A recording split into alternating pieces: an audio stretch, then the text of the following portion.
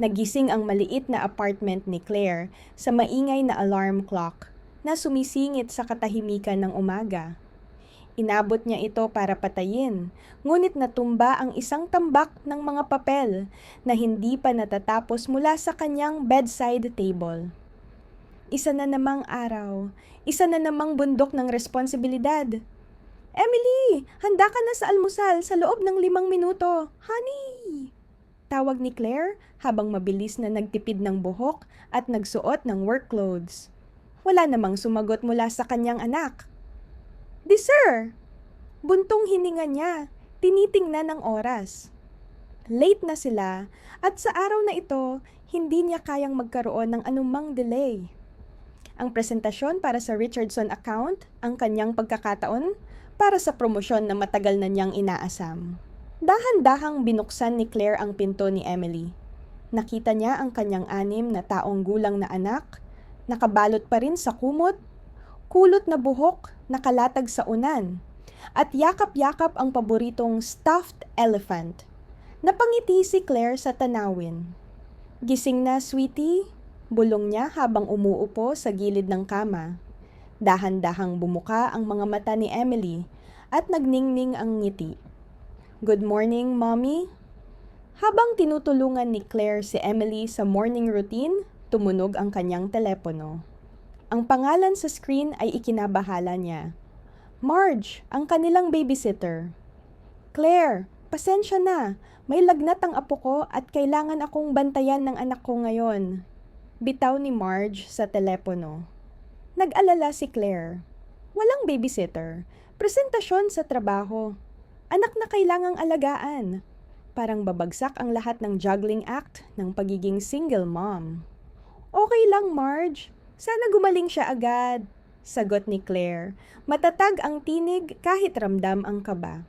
Matapos ang tawag, nakadapa siya sa kitchen counter, iniisip ang kanyang limitadong option. May sarili silang pamilya ang kanyang mga katrabaho. Ang backup sitter ay wala sa bayan. Natira na lang ang isang posibilidad, isang option na matagal na niyang iniiwasan. Binuksan niya ulit ang telepono at tinawagan ang isang numerong bihira niyang tawagan.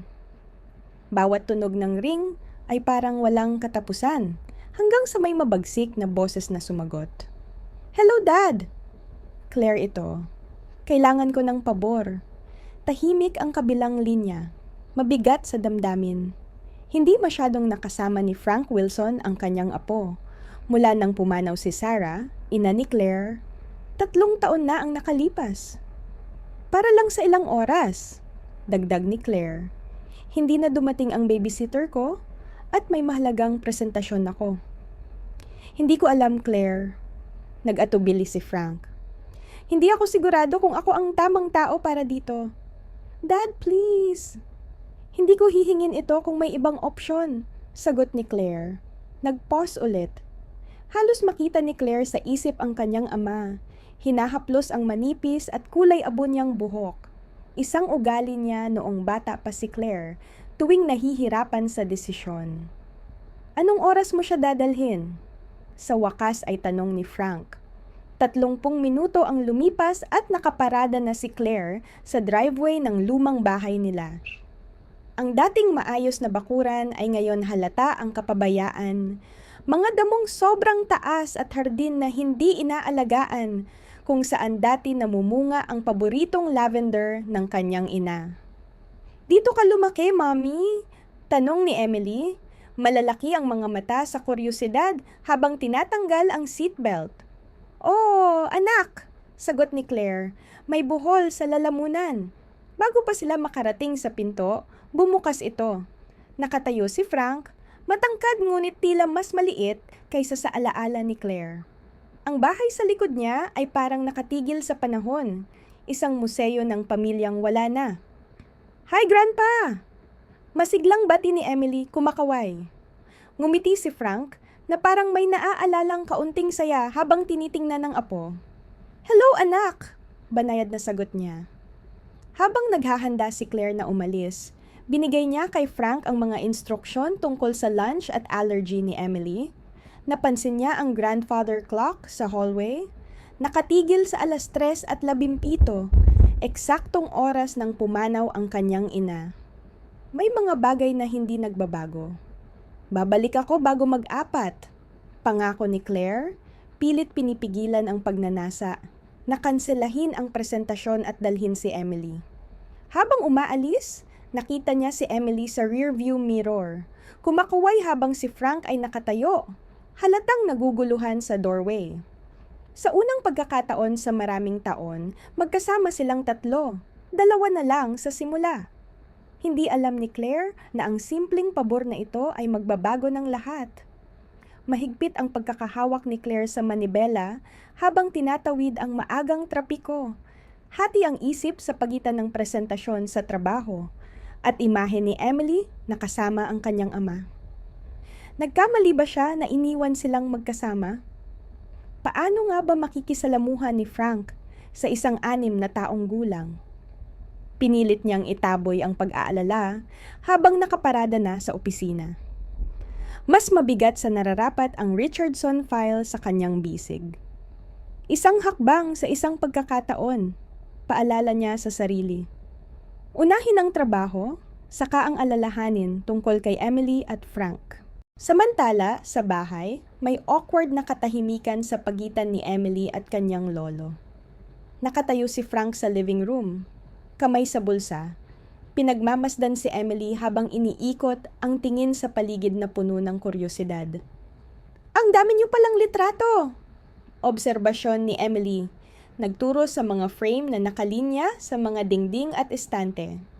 Karamihan ay may manipis na alikabok. Mga alaala na hindi nahawakan sa loob ng maraming taon. "Gusto ng lola mo kumuha ng litrato," sagot ni Frank. Ang tinig niya ay napalambot sa pag-alala kay Sarah. Lumapit si Emily sa isang masalimuot na silver frame. "Mami ko ba ito?" Tanong niya, itinuturo ang isang batang babae na may pamilyar na mga mata at nawawalang ng ngipin sa harap. Tumango si Frank, dahan-dahang lumapit. "Kapareho ng edad mo noon?" "First day of first grade." "Ako rin, first grade." Nagniningning ang mukha ni Emily sa tuwa sa koneksyon. Tila may nagbukas sa puso ni Frank. Umupo siya sa tabi ni Emily sa lumang sofa. Inaalis ang mga photo albums na hindi niya hinawakan mula nang namatay si Sarah. Bawat larawan ay may sariling kwento. Si Claire sa unang bisikleta, mga snowman sa backyard, pagtatanghal sa school play. "Magkakaibang kulay ang medyas mo," biglang puna ni Emily. Tumitingin sa paa ni Frank. Napatingin si Frank, nagulat na may isang navy sock at isang black sock. "Aba, ganito pala?" Tawa niya nahihiya. "Lagi akong inaayos ng lola mo. Parang hindi pa rin ako mahusay." "Okay lang," sabi ni Emily. "Pinapadyak ang braso niya." "Minsan mali rin ang sapatos ko," sabi ni Mommy. "Lahat tayo nagkakamali." Habang lumilipas ang umaga, natunaw ang awkwardness. Gumawa si Frank ng peanut butter at jelly sandwich. Tinanggal ang crust, gaya ng sinabi ni Claire. Habang si Emily ay nagkukwento tungkol sa mga kaibigan, guro at paboritong libro. "Pwede ko bang makita ang lumang kwarto ni Mommy?" Tanong ni Emily matapos uminom ng gatas. Nag-atubili lang si Frank bago tumango. "Sa itaas, ikalawang pinto sa kanan." Hindi namin masyadong binago tumakbo si Emily sa hagdan, dala ang kuryosidad. Sumunod si Frank ng mabagal, nararamdaman ang sakit sa tuhod sa bihirang pag-akyat. Pagdating niya sa landing, nadiskubre na ni Emily ang lumang kwarto ni Claire. Parang time capsule ang silid. Posters ng mga banda sa dingding, tropeyo mula sa debate club, bookshelf na puno ng dog-eared novels. Hinawakan ni Emily ang bawat bagay. Nararamdaman ang koneksyon sa ina sa pamamagitan ng batang si Claire. "Ano ito?" tanong niya, maingat na inangat ang maliit na cloth sachet mula sa drawer. Dahan-dahang kinuha ni Frank, dinala sa ilong.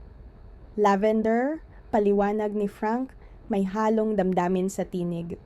"Itinanim ito ng lola mo sa hardin." Pinapatuyo niya at ginagawa niyang maliliit na sachet. Para sa mga drawer ni Claire, dinala ni Emily sa ilong ang sachet at huminga ng malalim. naamoy ang bahagyang matamis na halimuyak. Ang bango, sabi niya. Paborito ni Sarah, bulong ni Frank, higit sa sarili niya kaysa kay Emily. Habang nagpapatuloy sa pag-iikot sa bahay, napansin ni Emily ang mga bagay na madalas nakakaligtaan ng matatanda. Kung paano minsan humihinto si Frank sa kalagitnaan ng pangungusap, na parang nakalimot sa sasabihin.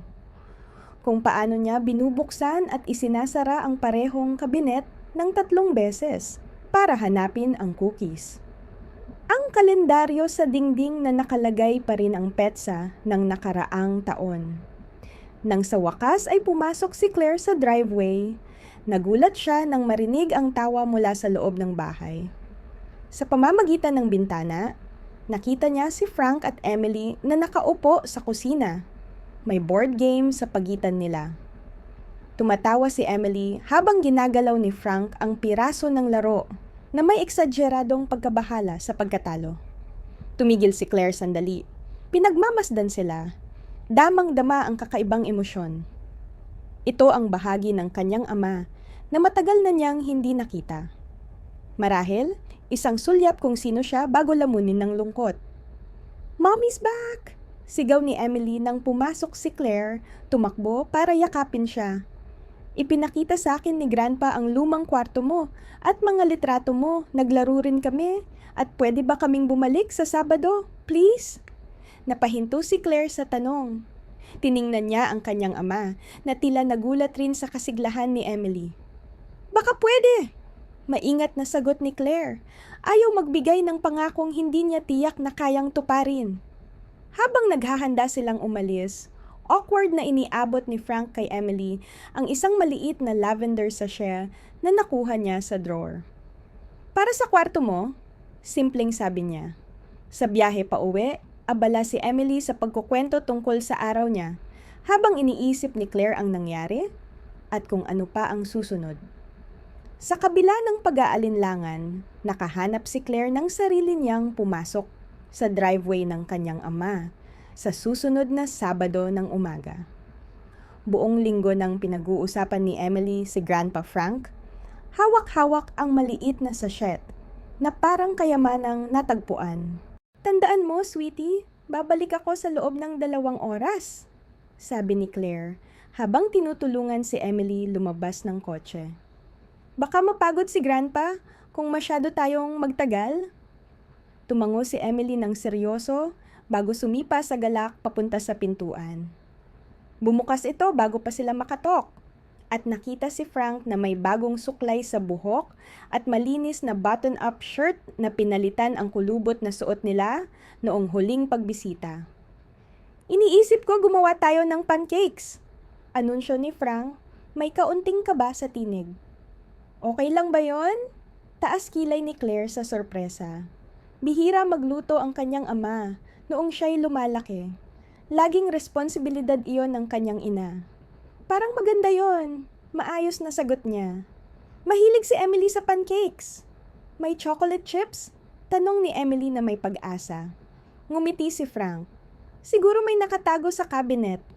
Nag-atubili si Claire sa pintuan. "Dad, sigurado ka ba? Pwede ko siyang isama habang nagbabayad ng errands." "Okay lang, Claire. Kaya natin to," sagot ni Frank, may hindi inaasahang kumpiyansa. "Hindi ba, Emily?" Tumango si Emily ng buong sigla. Kalahati na sa daan papunta sa kusina. Habang umaalis si Claire, halo ng kaba at pag-asa ang bumabalot sa puso niya. Marahil pwede itong maging maayos. Emily makikilala ang kanyang lolo, si Frank magkakaroon ng kasama sa tahimik na bahay, at makakakuha si Claire ng ilang oras para sa errands. Sa kusina, magkatabi sina Frank at Emily sa counter, hinahalo ang pancake batter. Ipinakita ni Frank kay Emily kung paano gumawa ng nakakatawang hugis gamit ang batter. Mga bituin, puso, at isang elepante na higit na mukhang blob na may trunks. "Mahilig din sa pancakes ang mommy mo noon," sabi ni Frank kay Emily habang kumakain. "Pero gusto niya laging perpekto ang hugis. Noon pa man, gusto niya laging maayos ang lahat," tumawa si Emily. May sirap na dumudulas sa baba. Gusto pa rin ni Mommy na maayos ang lahat. Inaayos niya lahat ng damit ko at nagagalit kapag magulo ang kwarto ko. Parang si Claire na nga. Mahinang ngiti ni Frank. Noon, inaayos niya pa ang bookshelf niya ayon sa kulay. Pagkatapos ng almusal, lumabas sila sa backyard. Ang dating maayos na hardin ay ngayon sagana sa damo at mga naiwang bulaklak. Ano ito? Tanong ni Emily, itinuturo ang ilang tuyong halaman sa kanto ng hardin. Lavender! Sagot ni Frank, bahagyang yumuko sa sakit ng tuhod. Pride at joy ng lola mo. Pinakamahusay siyang hardinero. Pwede ba nating palaguin ulit? Tanong ni Emily. Tiningnan ni Frank ang patay na halaman, tapos si Emily na may pag-asa sa muka. Siguro sa spring, sagot niya. Kailangan ng tamang panahon ang mga halaman. Ginugol nila ang natitirang umaga sa pagtingin sa lumang photo albums na hinukay ni Frank mula sa hall closet.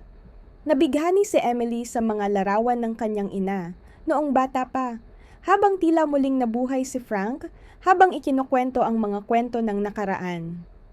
Sino itong babae? Tanong ni Emily. Itinuturo ang isang babae sa graduation photo kasama si Claire. Tumingin si Frank sa larawan ng matagal. Hindi ako sigurado. Sa wakas ay aminado. May halong kalituhan sa muka. Isa sa kaibigan mo sa school, sa palagay ko. Tinanggap ito ni Emily nang walang pagtatanong. Ngunit nang maulit ang ganitong pangyayari sa ibang larawan, napansin niya. Grandpa, nakakalimot ka rin ba minsan? Tanong niya, diretso gaya ng bata. Bahagyang nanginginig ang kamay ni Frank habang binabaling ang pahina. Lahat tayo nakakalimot habang tumatanda, sabi niya ng magaan. Ito naman, ang iyong mommy sa ika-10 kaarawan niya. Nang bumalik si Claire, nakita niya sila sa living room.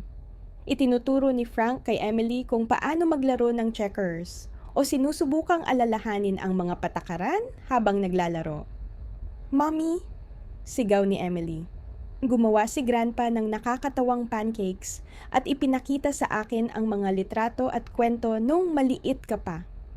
Talaga? Sagot ni Claire, tinitingnan ang ama ng may interes. Pwede ba tayong bumalik sa susunod na Sabado? Sabik na tanong ni Emily. Sabi ni Grandpa pwede tayong magtanim ng buto sa maliliit na cup para handa sa spring. Sagot niya, may pag-asa sa mata. Ngunit nag-aalinlangan. Basta hindi nakakaabala, dagdag ni Frank.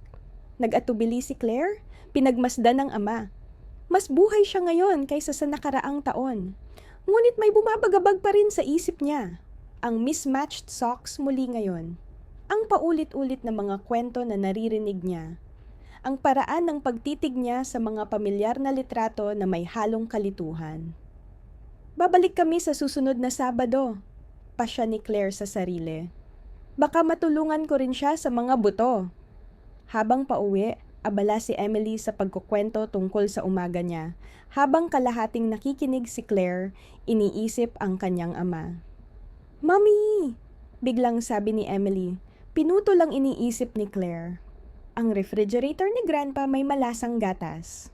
Masama ang amoy at minsan tinatawag niya akong Claire imbes na Emily. Tiningnan ni Claire sa rearview mirror ang anak. Nakainis ba yon, sweetie? Tumango si Emily. Hindi, pero sinabi ko sa kanya na Emily ang pangalan ko, hindi Claire, at hindi ko ininom ang gatas. Magaling, sagot ni Claire, pinipilit ang ngiti. Minsan nalilito lang ang matatanda. At mommy, dagdag ni Emily, nakatingin sa bintana. Bakit hindi tumitik-tak ang malaking orasan ni Grandpa sa hallway? Mahigpit na humawak si Claire sa manibela. Siguro kailangan lang ng bagong baterya, sagot niya, kahit alam niyang mas komplikado ito. Wala namang simpleng aspeto sa sitwasyong ito. Mom, tingnan mo ang nahanap ko! Sigaw ni Emily mula sa hallway closet kung saan sinabi ni Claire na kunin ang wrapping paper. Abala si Claire sa paghahanda ng party invitations para sa kaarawan ni Emily sa darating na weekend. Tumingin siya at nakita si Emily na may hawak na maalikabok na shoebox. "Ano yun, sweetie?" tanong niya. Ipinatong ni Emily ang kahon sa kitchen table. Binuksan ang takip at lumabas ang dosenang birthday cards. Maayos na nakatali sa lumang ribbon. "Nakasaad dito ang pangalan mo," sabi ni Emily. Curious, hinila ni Claire ang bundle sa sarili. Bawat sobre ay nakasulat sa natatanging sulat kamay ng kanyang ama. Binuksan niya ang unang card mula sa kanyang ika-10 kaarawan at nagulat nang makita ang postmark. 3 linggo pagkatapos ng kanyang aktwal na kaarawan. Maikli, pero taos-pusong mensahe ang nasa loob. "Sorry, late ulit. Happy birthday, Claire Bear. Love, Dad." Pinagpatuloy niya ang pagsusuri sa iba pang cards. Napansin ang pattern. Bawat birthday card mula sa kanyang ama ay laging late. Minsan ilang araw, minsan ilang linggo. Sa loob ng maraming taon, inisip ni Claire na kakulangan yon ng interes o pagmamalasakit ng kanyang ama. Ngunit sa pagtingin sa postmarks, naisip niya karamihan sa kanila ay ipinadala bago pa ang kanyang kaarawan. May ibang dahilan sa pagka-late, bulong ni Claire sa sarili. "Ano yon, Mommy?" tanong ni Emily, nakatingin sa makukulay na cards. "Birthday cards mula kay Grandpa," paliwanag ni Claire, may buhol sa lalamunan. Hindi niya nakalimutang ipadala kahit isa. Pagdating ng gabi, matapos matulog si Emily, nagpatuloy si Claire sa pag-aayos ng cards. Ang mga huli mula sa kanyang teenage years at pagkatapos ay mas magulo. Mas magulo ang sulat kamay. Minsan nauulit ang mensahe. Paano niya ito hindi napansin noon? Tumunog ang telepono. Ginulat siya. "Claire, ito Dad. Tatawag ako tungkol sa party ni Emily sa Sabado." Tiningnan ni Claire ang relo. Halos 10:00 ng gabi. "Oo, Dad. Magsisimula sa 2. Nakasulat sa invitation na ipinadala ko sa'yo." "Oo, tama," sabi ni Frank. Nilinaw ang lalamunan. "Gusto ko lang siguraduhin, sa palagay mo gusto ni Emily ng dollhouse? May nakita ako sa tindahan kanina. Dad, 7 na si Emily, hindi 4. Mahinang sabi ni Claire. Mas interesado siya sa science kits at libro ngayon. Kasama sa invitation ang listahan ng gift ideas. "Listahan? Hindi ko naaalala," sabi ni Frank, humina ang boses. "Oo, titingnan ko ulit. Good night?" Claire natapos ang tawag bago pa man makasagot si Claire. Tumingin siya sa nakalatag na birthday cards, may kirot sa dibdib. Mga nakalimutang listahan, late na cards, ang kalituhan. Hanggang kailan ito naganap? Dumating ang Sabado. Perpektong panahon para sa backyard birthday party. Dumating ang mga kaibigan ni Emily sa school, may makukulay na regalo at handmade cards. Binago ni Claire ang maliit na bakuran nila. May streamers at lobo, at ang cake ay hugis science beaker na nakapatong sa picnic table. Dumating si Frank 30 minuto ng maaga. Medyo magulo ang hitsura, kahit bagong planchado ang shirt. May dala siyang malaking kahon na walang balot at may pabigla-biglang bow sa isang kanto. "Happy birthday, Emily!" Anunsyo niya, inilapag ang kahon. Sa loob ay isang dollhouse, detalyado at maganda, pero para sa mas batang-bata. Ngunit si Emily, sa kabutihang palad, hindi ipinakita ang disappointment na inaasahan ni Claire. "Thank you, Grandpa," sabi niya, niyakap siya ng mahigpit. May maliit na furniture at lahat pa. Habang nagpapatuloy ang party, pinagmamasdan ni Claire ang ama ng may pag-aalala. Halatang hindi komportable sa paligid ng ibang magulang, umiwas siya sa gilid. Ilang beses na tinawag ang pangalan ng kaibigan ni Emily ng mali. At nang dumating ang pizza, sinubukan niyang bayaran, kahit nabayad na ni Claire. Ang totoong nag-alala kay Claire ay nang nagbukas si Emily ng regalo. Nang buksan ang libro tungkol sa solar system, lumapit si Frank kay Claire at bulong. Gustong-gusto sana ni Sarah makita ito. Dapat nandito siya at nagkukwento ng litrato, tumigas si Claire. "Dad, 3 taon na siyang wala," sagot niya ng mahina. Tumingin si Frank sa kanya na lito. "Oh, alam ko iyon," sagot niya makalipas ang ilang sandali. Nang oras na para sa cake, nagtipon ang lahat habang naghahanda si Emily na blow out ang kanyang kandila. Ang mukha ng kanyang anak, naiilawan ng 7 kisap-kisap na apoy, kasama ang mga kaibigan at pamilya, nagpaiyak kay Claire. "Make a wish, Emmy!" Sigaw ng isa sa mga kaibigan. Pumikit ng mahigpit si Emily. Huminga ng malalim at pinalo out lahat ng 7 kandila sa isang hinga. Nagpalakpakan ang lahat. Nang tumingin si Claire sa ama, nagulat siya sa luha sa mata nito. Mabilis itong pinunasan nang mapansin niyang nakatingin siya. "Dad, okay ka lang ba?" Tanong niya habang hinihiwa ang cake. "Ang pagkakahawig mo sa akin noon," sabi ni Frank, malalim ang damdamin sa boses. "At ang party hat na yan, parang sa 8 kaarawan mo, nung ginawa ng mommy mo ang chocolate cake na castle." Nakakunot ang noo ni Claire. "Dad, 7 na kaarawan ni Emily, di ba? Hindi 8, at hindi rin ginawa ng mom ang castle cake para sa akin." Mabilis na kumurap si Frank bago tumango. "Oh, nagkakagulo lang yata ang alaala ko." Pagkatapos ng party, habang nililinis ni Claire ang mga papel at disposable plates, lumapit si Emily na may seryosong muka. "Mommy," sabi ni Grandpa, "mukha daw ako sa lola ko kapag suot ang party hat ko. Pero akala ko, mukha ako sa'yo noon." Huminto si Claire, hawak ang trash bag. "Kailan niya sinabi iyon, Emmy?" "Habang hinihiwa mo ang cake." Sabi niya, "May ngiti ng grandma ka." Iniling ni Emily ang ulo. "Mali ba yon?" Pinilit ni Claire ang isang nakakaaliw na ngiti. "Hindi sweetie. Madalas magkakahawig ang mga tao sa pamilya. Pwede kang magmukhang sa akin at sa lola mo sabay." Matapos pumasok si Emily para maglaro ng bagong regalo, umupo si Claire sa patio chair, puno ng pag-iisip.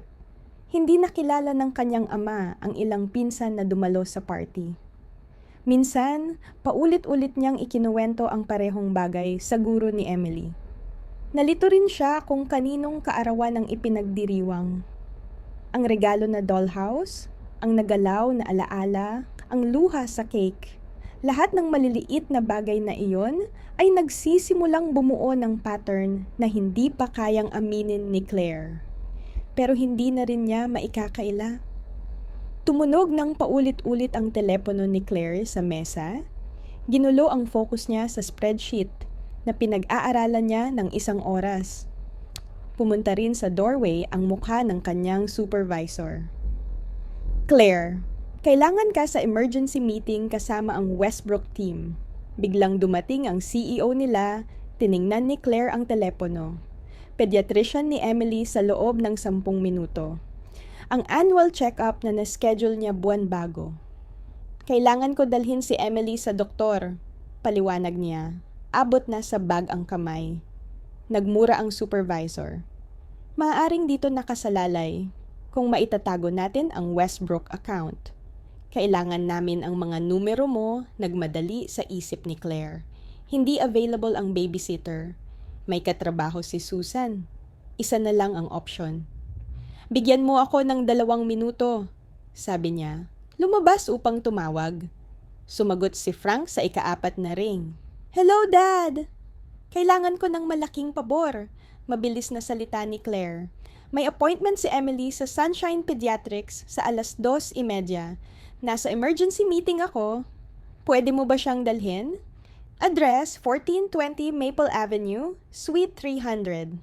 Tumigil si Frank sandali. "Sunshine Pediatrics sa 2:30. "Oo, Dr. Reynolds. Annual check-up lang, walang komplikasyon." Nag-atubili si Claire. "Dad, kaya mo ba talaga ito?" "Claire Bear, dinala kita sa maraming doctor appointments noon. Siguro kaya ko dalhin ang apo ko." Sagot ni Frank, may halong pride sa tinig. Mabilis na nag-text si Claire sa school ni Emily. Pina-authorize si Frank na kunin siya at ibinigay ang detalyadong instruksyon saan magpa-park, aling elevator gagamitin at mga form na pwedeng pirmahan. Kaya mo to, sabi niya sa kanya, kahit hindi siya ganap na kumbinsido. Tawagan mo lang ako kung may kailangan ka. Umabot ng ilang oras ang Westbrook meeting. Nakabukas sa bulsa ang telepono ni Claire sa vibrated. Inaasahan niyang damhin ang buzz mula sa ama, pero nanatiling tahimik. Sa wakas, bandang 4:30, nagtapos ang meeting na matagumpay. Agad tiningnan ni Claire ang telepono. Walang missed calls mula sa ama. "Father," ngiti niya na may ginhawa. "Baka naliwanagan ako sa kanya." Tinawag niya ang opisina ng pediatrician para siguraduhin kung ano ang nangyari sa appointment. "Hi, Claire Wilson ito, ina ni Emily Wilson. Nais ko lang malaman kung may tanong si Dad matapos ang appointment ni Emily tahimik sa kabilang linya." "Miss Wilson, hindi dumating si Emily sa appointment ngayon." Kinilabutan si Claire. "Paano ito?" "Dapat dalhin siya ng ama ko sa 2:30. "Pasensya na, pero wala siya. Gusto mo ba mag-reschedule?" Nag-hang up si Claire, nanginginig ang kamay habang tinatawagan muli ang ama. Walang sagot. Sinubukan niya ang school ni Emily. Oo, si Mr. Wilson ang kumuha kay Emily pagkatapos ng tanghalian. Ang pagmamaneho papuntang bahay ng ama ay nagmisto lang blur. Lahat ng worst case scenario ay pumapasok sa isip niya. Pagdating sa driveway, halos nakalimutan niyang ipark ang kotse bago bumaba. Pumasok siya sa bahay nang walang katok. "Dad! Emily!" Mula sa kusina, may narinig siyang tawa. Agad siyang tumakbo at nakita si Emily at Frank na nakaupo, naglalaro ng board game. Parehong maayos. "Mommy!" sigaw ni Emily. "Tinuturuan ako ni Grandpa mag-chess." "Dad!" sabi ni Claire. Pilit pinananatiling kalmado ang boses. "Ano nangyari sa appointment ni Emily?" Tumingin si Frank, tunay na naguguluhan. "Doctor appointment sa Sunshine Pediatrics sa 2:30 na ngayon." Bawat salita niya ay halatang pilit. Umiling si Frank na may kumpiyansa. Hindi tama yon. Hindi mo sinabi ang anumang appointment. Dinala ako ni Grandpa sa malaking building, sagot ni Emily. Pero nakalimutan niya kung saan magpapark at naiinis siya nung hindi namin mahanap ang opisina ng doktor. Tumingin si Claire sa ama, na ngayon ay nalilito at nagtatanggol. "Naghahanap kami, pero mali yata ang address," iginiit ni Frank. "Wala namang Sunshine Pediatrics doon." Umupo si Claire, napansin ang tambak ng mail sa mesa, kasama ang mga unopened envelopes na may markang "Final Notice" at "Urgent Response Required." Habang bumalik si Emily sa chessboard, napansin ni Claire ang maliit na kamay na umaabot sa drawer. Hinila ni Emily ang lumang relo ni Frank at sinimulang i-wind, bulong sa sarili. "Baka kung ayusin natin lahat ng orasan, mas maalala ni Grandpa." Sumikat ang Sabado ng umaga, sinisilip ng araw ang kusina, habang maingat na sinusukat ni Emily ang harina, nakalabas ang dila sa konsentrasyon. Nakatayo si Frank sa tabi niya, nakatali ang lumang apron sa baywang. "2 cup eksakto," utos niya. "Sabi ng lola mo, science ang baking, hindi art." Naiwan si Claire ng konti, iniwan si Emily sa ama para makapokus sa trabaho na na-miss niya sa Westbrook crisis. Bagamat nag-aalala pa sa missed appointment, pumayag siya sa mahinang kondisyon. Manatili lang sa bahay si Emily sa umaga. "Anong sinabi pa ni Grandma?" tanong ni Emily. Tinatanggal ang harina sa ilong. Lumayo ang tingin ni Frank. "Sobrang dami. Pinakamatalino siyang tao na nakilala ko. Kumuha siya ng kahoy na kahon mula sa cabinet. May nakapinturang rosas sa takip. Dito niya itinatago lahat ng recipes niya." Namangha si Emily nang buksan ni Frank ang kahon. Lumabas ang 20 index cards na eleganteng sulat kamay. "Pwede ba nating gawin ang paborito niyang cookies?" tanong ni Emily. Dahan-dahang hinanap ni Frank ang card. Lumalaki ang galos sa noo. "Sa tingin ko ito ang paborito niya," sabi niya sa wakas. Hawak ang lumang card na may label na lavender shortbread. Magkasama silang naghalo ng butter, sugar, harina, at tuyong lavender mula sa maliit na garapon na nahanap ni Frank sa pantry. Habang naghihintay sa pag-chill ng dough, nagsimula si Frank magkwento kay Emily tungkol sa kanyang lola. Unang beses ko makilala ang lola mo, sabi niya. May daladalang napakaraming library books na hindi na niya makita ang ibabaw ng bunton. Binuksan ko ang pinto para sa kanya at muntik na siyang mapunta sa fountain. Tumawa si Emily. Galit ba siya? Hindi. Tumawa siya. Yan ang si Sarah, laging tumatawa lumambot ang boses ni Frank sa alaala. Pagkatapos, sinabi niya, kumuha siya ng maraming libro para mapasaya ako dahil nabanggit ko na mahilig akong magbasa. Dumating si Claire ng kalahating oras ng maaga sa plano, tahimik na pumasok sa harap na pinto. Huminto siya sa hallway, naririnig ang boses ng ama sa kusina. Sabi ng lola mo, pinakamalakas daw na tao si Claire na nakilala niya. Kahit bata pa, determinado siyang subukan ang isang bagay ng daan-daang beses hanggang magawa niya ito ng tama. Nakatayo si Claire, nakikinig sa mga kwento tungkol sa kanyang ina na hindi niya pa naririnig. Noong 10 taong gulang ka, patuloy ni Frank, nagdesisyon siyang maghanda ng breakfast sa kama para sa araw ng ina. Gumising siya sa madaling araw at nagkalat ang pancake batter sa kisame. Ngunit niyakap lang siya ni Sarah at sinabi na iyon ang pinakamahusay na almusal na natikman niya. Napaluha si Claire. Hindi niya matandaan ang araw na iyon, ngunit narinig ito ngayon sa boses ng kanyang ama na puno ng pride ay nagdulot ng kirot sa puso. Lumapit siya sa kusina, ngunit huminto nang marinig ang tanong ni Emily. Grandpa, miss mo ba si Grandma? Araw-araw, mahinang sagot ni Frank. Minsan nakikipag-usap pa rin ako sa kanya kahit wala na siya rito. Parang invisible friend? Tanong ni Emily. Ganun-ganun lang, sagot ni Frank na may banayad na tawa. Lumiko si Claire sa kusina. Ang bango dito. Lumiko si Frank, ang mukha niya ay nagliwanag. Claire, hindi namin narinig ang pagpasok mo. Sandali, isang kakaibang tingin sa kanyang mga mata. Tila nakatingin siya sa estranghero. Pagkatapos, nakilala siya. Maaga ka, sabi niya, mabilis na bumalik sa normal. Gabing iyon, matapos matulog si Emily, umupo si Claire sa kitchen table kasama ang recipe box ng kanyang ina. Pinilit ni Frank na dalhin niya ito sa bahay. Sabi niya, "Sa'yo na ito ngayon." Habang binubuksan niya ang mga cards, may lumabas na maliit na note, sulat kamay ng kanyang ina. Check if Frank took his O medication today, 3rd time this week. Nakalimot siya, nanginginig ang kamay ni Claire habang patuloy na naghanap sa kahon. Sa pagitan ng pot roast at apple pie, may mga ibang notes. Doctor appointment Tuesday. Huwag sabihin kay Frank na tungkol ito sa memorya. Remind Frank about Claire's graduation. Akala niya high school pa ako. Called the pharmacy about Frank's new prescription. Lahat ng petsa sa notes ay 5 taon na ang nakalipas. 2 taon bago pumanaw ang kanyang ina. Sa likod ng kahon, may ilang tuyong lavender, maingat na ipinasok sa wax paper.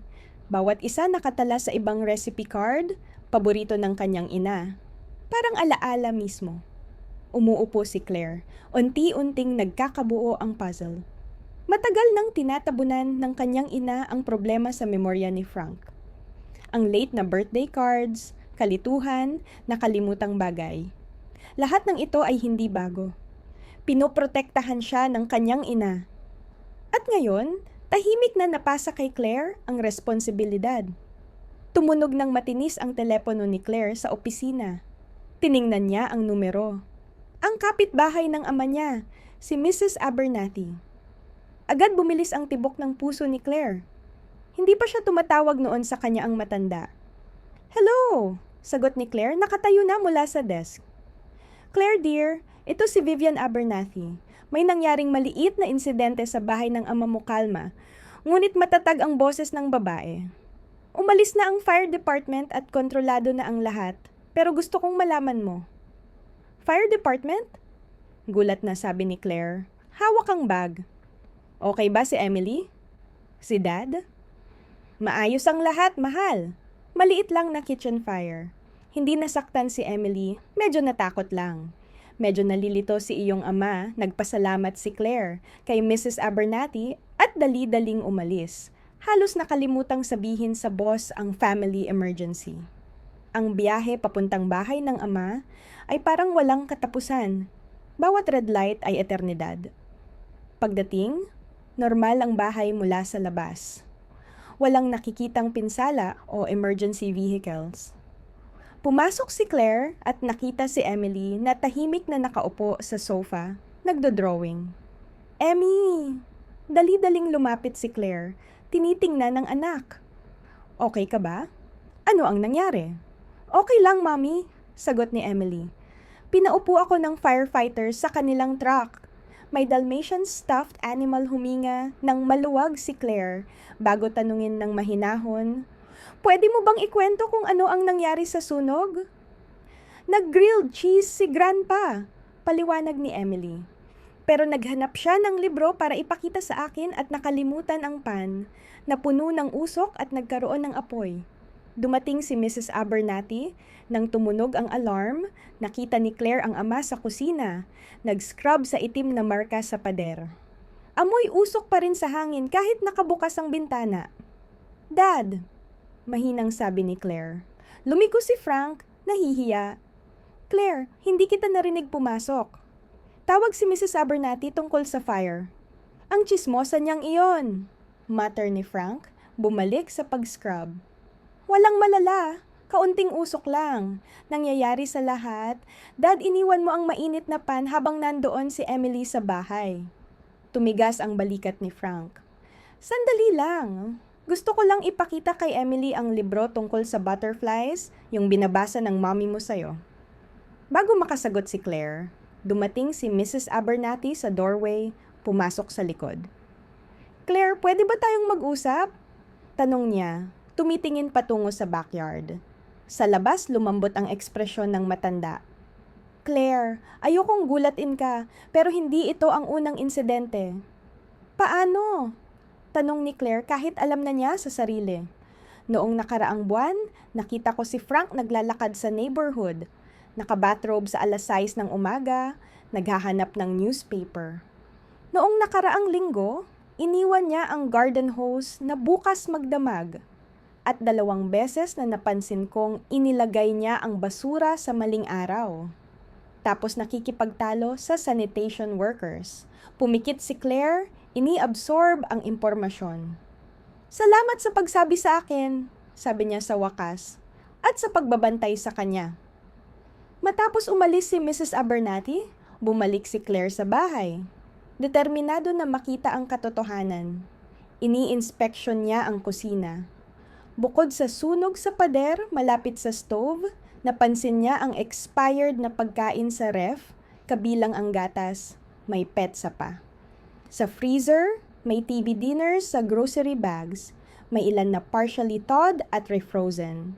Sa banyo, may lumang prescription bottles, may petsa mahigit 1 taon na ang nakalipas, may ilan na empty, ilan tila hindi na-touch. Sa kwarto ng ama, tambak ang bills sa nightstand, final notices, insurance statements, bank letters na urgent. Lumapit si Emily kay Claire habang nakatayo siya. Tinitingnan ang kalat ng buhay ng ama. "Tingnan mo ito, Mommy," mahinang sabi ni Emily. May hawak na kitchen matches at cigarette lighter. Ikinubli ko sa backpack para hindi masaktan ni Grandpa ang sarili niya. Lumuhod si Claire sa antas ni Emily. Higpit ang lalamunan. "Ikinubli mo ito?" Tumango si Emily. "Inilagay ko rin ang matutulis na gunting sa mataas at sinisigurong naka-off ang stove bago umalis sa kusina." Yumakap ang katotohanang iyon kay Claire. Ang 6 na taong gulang na anak niya ay tahimik na pinoprotektahan ang lolo, sinuong ang responsibilidad na hindi dapat sa isang bata. Ang mga tungkulin ay nagbago sa paraang hindi niya namalayan.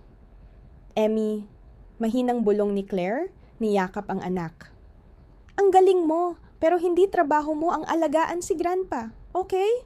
Trabaho yan ng mga adults. Pero gusto ko siyang tulungan." iginiit ni Emily. Nakakalimot siya ng mga bagay, pero ang galing pa rin niyang magkwento. Sa balikat ni Emily, pinagmamasdan ni Claire ang ama sa kusina. Binababad ang parehong plato ng 3 beses, lalong nagagalit sa sarili habang tila nakakalimot sa ginagawa sa bawat banlaw. Ang katotohanang iniiwasan ni Claire ay nakatayo na ngayon sa harap niya. Kailangan ng tulong ang ama niya. Totoong tulong. At hindi na pwedeng maghintay. Routine check-up lang ito, Dad. Panatag na sabi ni Claire kay Frank habang nakaupo sila sa masikip na waiting room ng Oakwood Medical Center. Dr. Miller, matagal na kaibigan ng Mommy. Naalala mo siya? Tumango si Frank, nanginginig ang mga daliri habang kumakatok sa armrest. Siyempre, Philip Miller. Kasama ni Sarah sa college ang asawa niya. Nagpalitan si Claire ng tingin kay Emily. Tahimik na nag-iikot ng dog-eared na children's magazine. Inabot ng 3 araw bago nahikayat ni Claire ang ama na magpatingin sa doktor. Maingat na iniiwasan ang mga salitang memory o cognitive testing. Wilson! Frank! Tawag ng nurse mula sa doorway. 2 oras na lampas sa nakaschedule nilang appointment, napansin ni Claire ang pagkabigo. Magulo ang waiting room. Nawawala ang forms, nagbabago ang shifts ng staff, at isang luma at laging nag-freeze na computer system. Lalong naiinis si Frank habang tumatagal sa sterile na lugar na may malakas na fluorescent lights. Sinundan nila ang nurse sa corridor na may magkaparehong mga pinto. Ang creepy ng lugar na ito, bulong ni Frank kay Claire. Hindi rin gusto ng Mommy ang ospital. Kakaunti lang ang espasyo sa examination room para sa 3. Dumating si Dr. Miller makalipas ang 20 minuto. Nakatitig sa tablet na parang nagmamadali. Late na sa susunod na appointment. Frank, good to see you, sabi niya. Iniabot ang kamay. Ilang taon na? 3 taon ba, Philip? Tumango si Frank. Parang kahapon lang. Mabilis ang check-up. Tiningnan ang blood pressure, pinakinggan ang puso, at tinanong ang standard health questions na sinagot ni Frank na unti-unting nagiging defensive. Ramdam ni Claire ang impatience ng doktor. Madalas tumingin sa orasan sa pader.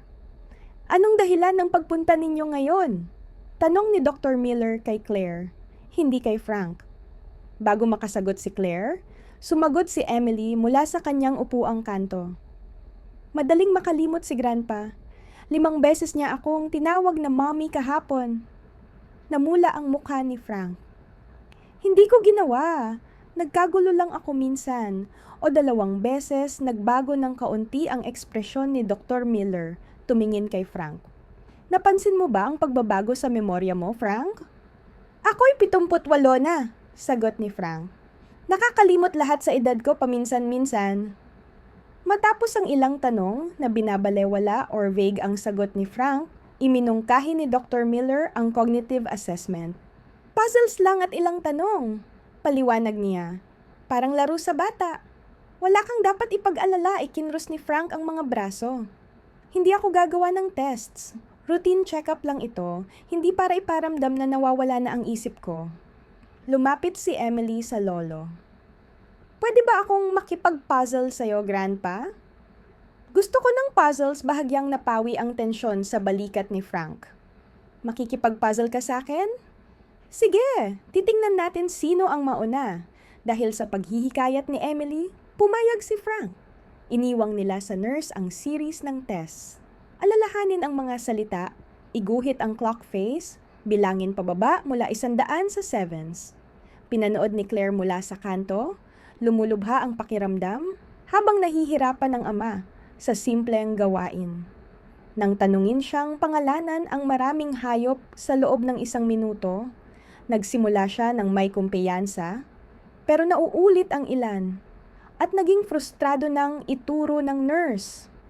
Matapos ang testing, naghintay pa sila ng 40 minuto para bumalik si Dr. Miller. Natulog si Emily sa kandungan ni Claire, pagod sa mahabang hapon. Ang resulta, nakababahala, sabi ni Dr. Miller, mahina ang boses. Ang cognitive scores ni Frank ay nagpapakita ng malaking impairment sa short-term memory at executive function. Anong ibig sabihin yan? Tanong ni Claire, kahit alam na ang sagot. Maaaring ilang bagay. Posibleng early stage Alzheimer's, pero pwede rin ibang uri ng demensya o kaya mga kondisyon na pwedeng gamutin tulad ng vitamin deficiency or interaction ng gamot. Tumingin ang Dr. Sarelo. Irekomenda ko ang full neurological workup at specialized cognitive testing. Iniabot niya kay Claire ang pile ng glossy pamphlets na may pamagat tulad ng Understanding Memory Loss at Caring for a Loved One with Dementia. Makakatulong ito, sabi niya habang patungo sa pinto. Pwede kayong humingi ng referrals sa receptionist, pero karamihan may waiting list ng ilang buwan. Ilang buwan? Ulit ni Claire, hindi makapaniwala. Oo, maraming demand, sagot ng doktor. Tumigil siya sa doorway. Kung kailangan mo ng resources habang naghihintay, tawagan ang number sa likod ng blue pamphlet. May helpline sila. Pagkatapos umalis ng doktor, sinubukan ni Claire tawagan ang helpline mula sa waiting room. Matapos dumaan sa endless automated phone tree, nakarating siya sa recorded message, 6 na linggo para sa pinakamalapit na caregiver support group, 3 buwan para sa in-home assessment services. Gabing iyon, nakaupo si Claire sa kusina, napapaligiran ng pamphlets, ramdam ang pagkabigla at overwhelm. Nakaupo si Emily sa harap niya, seryosong nagdodrawing. Anong ginagawa mo, Emmy? Tanong ni Claire, nagpapasalamat sa distraction. Ipinakita ni Emily ang drawing. Stick figure ng matandang lalaki. Pinalilibutan ng ilang maliliit, transparent na figures. Ito si Grandpa at ang invisible friends niya. Paliwanag niya matter of fact. Yung mga kausap niya kapag wala namang tao. Tumitig si Claire sa drawing, may kilabot sa katawan. Anong ibig sabihin, sweetie? Minsan kausap ni Grandpa si Grandma para bang naroroon siya, dagdag ni Emily. At minsan, kausap ka niya kapag wala ka o mga taong hindi ko kilala. Maingat na kinuha ni Claire ang drawing. Pinagmamasdan ang childlike depiction ng ama. Napapalibutan ng mga ghosts mula sa nakaraan. Mga taong malinaw sa isip niya kahit lumalala ang kalituhan sa kasalukuyan. Binuksan niya ang laptop at sinimulang maghanap ng resources. Sagot, solusyon, anumang makakatulong sa pag-navigate sa bagong realidad na ito. Ngunit bawat paghahanap ay nagdulot lamang ng mas maraming tanong, mas mahabang waiting list, mas maraming opisyal na proseso, at mga gastusin na nagpahirap sa tiyan ni Claire sa kaba. Ang mga sistema na dapat tumulong sa mga pamilya tulad nila ay tila dinisenyo para una silang mapagod. Ipinwesto ni Claire ang laptop sa kusina. Inaayos ang screen para makita. Parehong ang kanyang kapatid na si Mark sa Seattle at si Diane sa Chicago. Pagkatapos ng 1 linggo ng lumalalang urgent na texts at emails, pumayag na rin silang magkaroon ng video call tungkol sa kalagayan ng kanilang ama. Mukhang maayos kayong dalawa, sabi ni Claire, sinusubukang magsimula sa positibong tono. Si Mark, na laging abala, ay tila nasa home office niya. Paminsan-minsan tumitingin sa isa pang screen. Diretso tayo, Claire. Lahat tayo busy. Si Diane naman ay may grace at mukhang pasensyosa. Gaano na kalala ang sitwasyon ni Dad? Tanong niya, hinihipo ang kanyang perpektong highlighted na buhok. Huminga ng malalim si Claire. Sabi ng doktor, malamang early stage Alzheimer's. Pero kailangan pa ng mas maraming test para makasiguro. Malaki ang problema niya sa memorya. Nagkakalito. At may ilang nakakaalarma na pag-uugali ikwinento niya ang tungkol sa sunog sa kusina, ang nakaligtaang appointment at mga hindi nabayarang bills. Grabe naman, mahinang sabi ni Diane, halatang nag-aalala. Kawawa naman si Dad. Anong options natin? Tanong ni Mark, parang business call. Kaya gusto kong makipag-usap sa inyo. Kailangan niya ng mas maraming supervision kaysa kaya kong ibigay habang nagtatrabaho full-time at nag-aalaga kay Emily. Bigat ang tumahimik sa call. Claire, maingat na wika ni Diane. Alam mo, gusto ko sana tumulong kung kaya ko.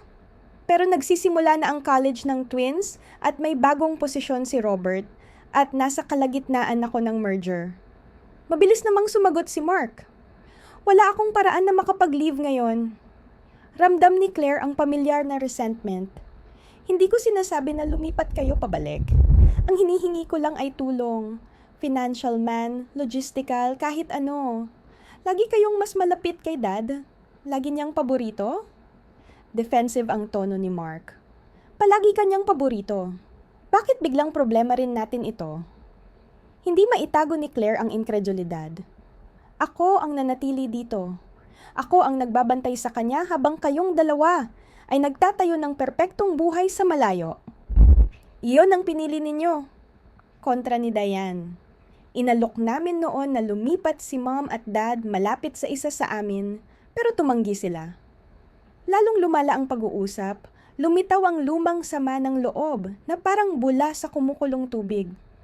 Binanggit ni Mark kung paano pinuntahan ng ama ang bawat debate competition ni Claire, ngunit hindi nakadalo sa basketball championships. Ibinangon ni Diane ang perceived favoritism mula pagkabata, mas malalaking birthday celebrations at mas malaking atensyon sa report cards. Siya pa rin ang ating ama, wika ni Claire, halata ang pagod sa tinig. Ano man ang nangyari noon, kailangan niya tayo na ngayon. Tahimik muli. Pwede akong magpadala ng kaunting pera buwan-buwan. Alok ni Diane. Hindi marami pero may makakatulong. Titingnan ko ang care facilities malapit sa akin. Dagdag ni Mark, ngunit parang biro lang ang tono. Pagkatapos ng tawag, nakaupo si Claire mag-isa sa kusina. Luha ng frustration sa mata.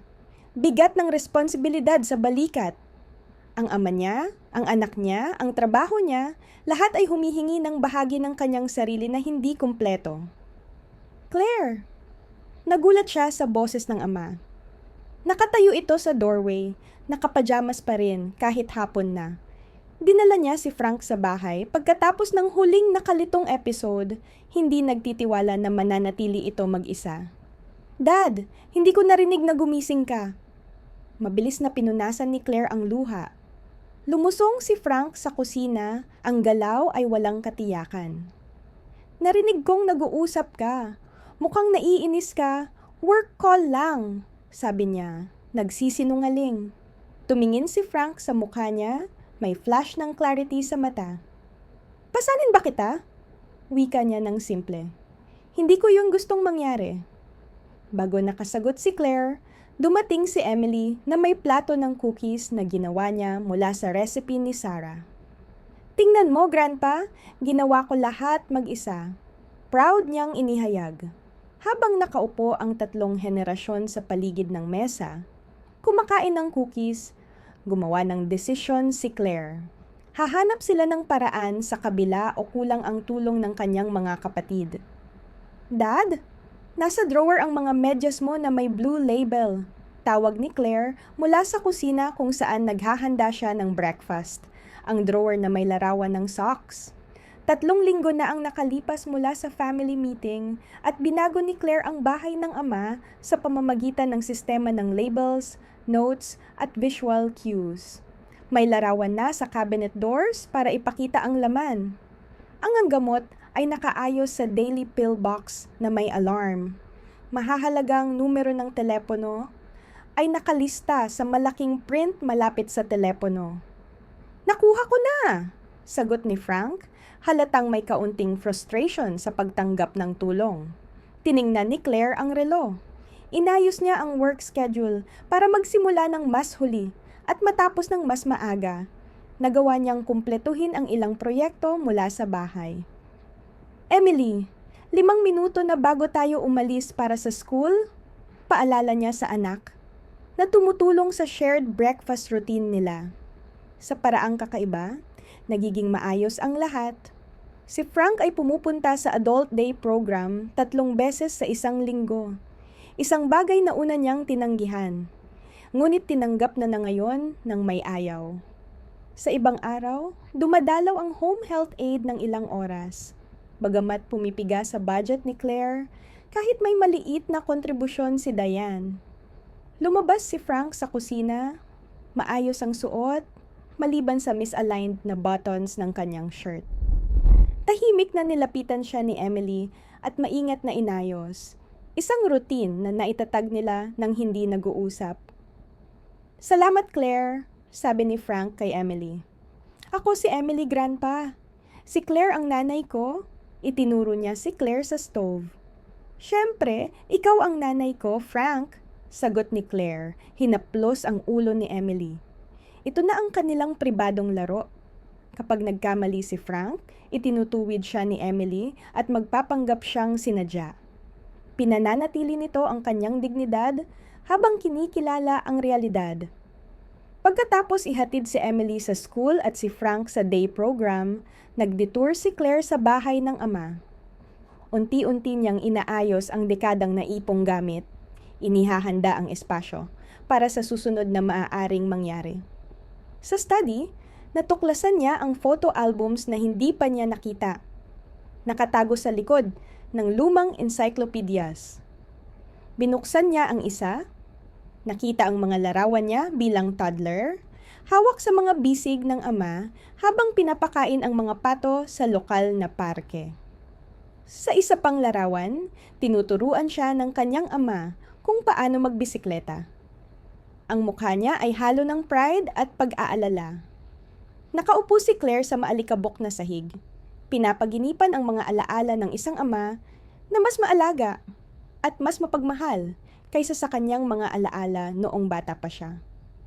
Nakalimutan na ba niya ang mga sandaling ito o simpleng hindi pinahalagahan? Ang hapon na yon ay isa sa mga mas magagandang araw ni Frank. Tumulong siya kay Claire maghanda ng hapunan, nagkwento ng detalyado tungkol sa mga cooking disasters ng kanyang ama. "Sinubukan minsan ng lolo mo gumawa ng turkey para sa Thanksgiving," kwento ni Frank na may tawa. Nakalimutan niyang tanggalin ang bag ng giblets sa loob. Usok sa lahat ng dako. Ang mga sandali ng kaliwanagan at koneksyon ay naging napakahalaga kay Claire. Mga sulyap ng ama niya, tulad ng dati, na pansamantalang lumilitaw mula sa fog ng nakalilito niyang alaala.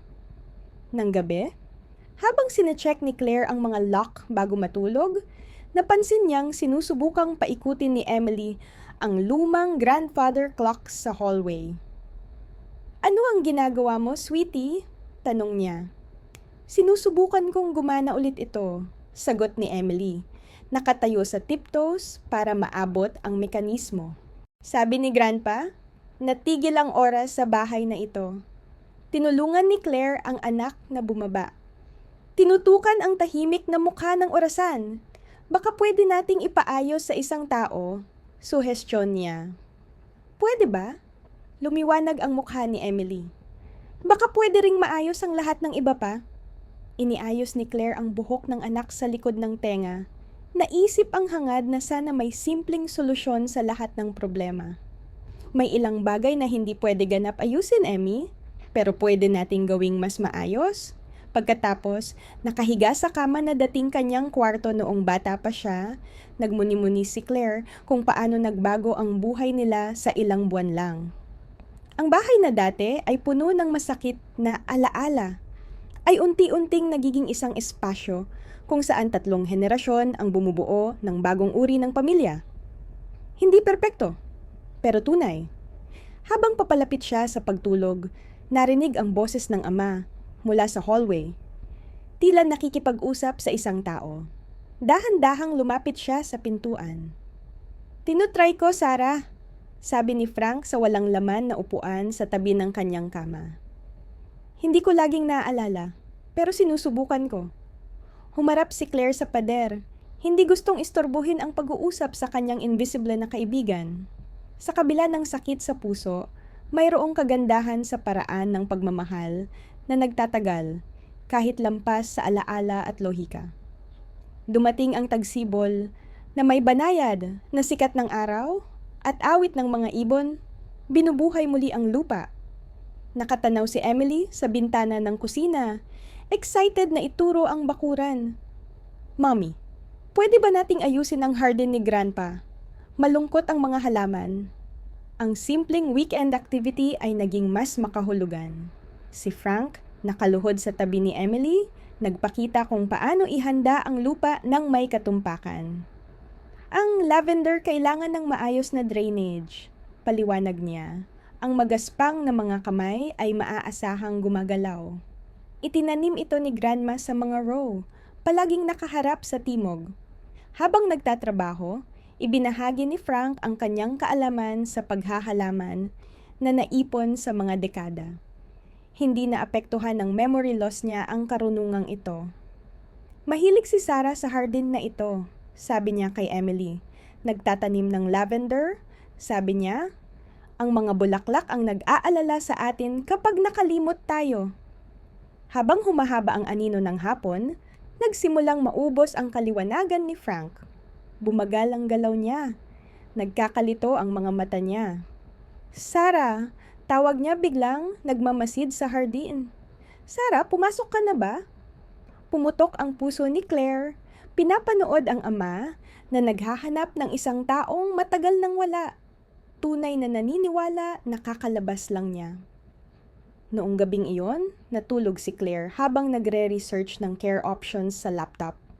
Paggising sa liwanag ng umaga, upang makita sina Emily at Frank na gumagawa ng pancakes ng magkasama.